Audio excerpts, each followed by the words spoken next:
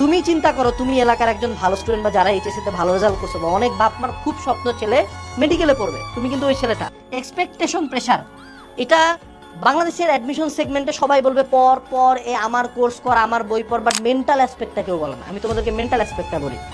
এখন তুমি চিন্তা করো এই অবস্থায় মেডিকেল পরীক্ষার এক সপ্তাহ আগে তোমার মাথায় কি চিন্তা আছে? একটা কোশ্চেন ঘুরিল, আল্লাহ আমার বাপের স্বপ্ন, মায়ের স্বপ্ন, গার্লফ্রেন্ডের স্বপ্ন, আমার পূর্বপুরুষদের স্বপ্ন, আমার এই স্যার চাইছে, ওই স্যার চাইছে, আমি বাইরে যাই মুখ দেখাবো কেমন, ডাক্তার হতে না পারলে কি করবো, মেডিকেলে চান্স পেলে ভার্সিটি প্রিপারেশন দেরি নেই, হাজারটা চিন্তা মাথার মধ্যে কুড়ে কুড়ে খায়।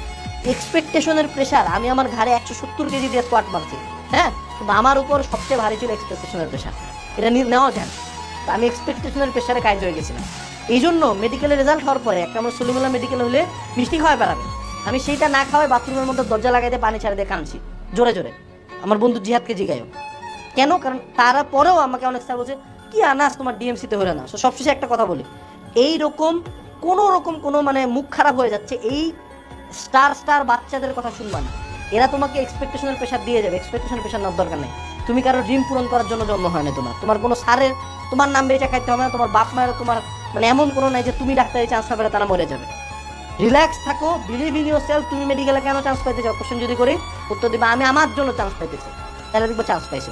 যদি তুমি চাও যে না আমার বাপ মায়ের স্বপ্ন ছিল আমি হবো ডাক্তার, একটা এমসিকিউ ভুল যাবে মাথা পুরো সাইক হয়ে যাবে। এক্সপেকটেশনের পেছনে অনেকটা একটা কথা আছে, তুমি তোমার ভাগে সব কিছু করতে পারো, বাট আল্লাহ এখন থেকে কয়েক হাজার বছর আগে তোমার নামে যা লেখা দিয়েছে তার একটা ফোঁটা বেশি করতে পারে। বাট তার মানে এই কি যে আমি চেষ্টা করবো না? হয়তো বা তুমি যদি চেষ্টা না করো যতটুকু লেখা ছিল ওইটাও তুমি পাবা না। তুমি চেষ্টা করতে থাকবে, আল্লাহ হয়তো ভাগ্য পরিবর্তন করতে দিতে পারে। বাট দিন শেষে ভাগ্য একটা অনেক বড় ফ্যাক্টর। অনেক মানুষজন আছে অনেক পড়াশোনা করে, অনেক এফোর্ট দিছে, চান্স পায় না। অনেক আছে এফোর্টই দেয় না, চান্স পায় গেছে। অনেক পোলাপান দিছে ইঞ্জিনিয়ারিং প্রিপারেশন নিয়ে মেডিকেলে পড়তেছে, পরে বইটা পায় না বাট মেডিকেলে পড়তেছে, ও কিন্তু মেডিকেলে সোলি প্রিপারেশন নেয় নেই। এরকম অনেক কেস আছে। সো ভাগ্যকে তুমি চাইলে অতিক্রম করতে পারবো না, বাট এই ভাগ্যটাই কিন্তু তোমাকে আরো মোটিভেট করতে পারে। ভাগ্যটাই কিন্তু একটা ডিফারেন্সিয়েটিং ফ্যাক্টর হতে পারে যদি তোমার ভাগ্যে লেখা থাকে।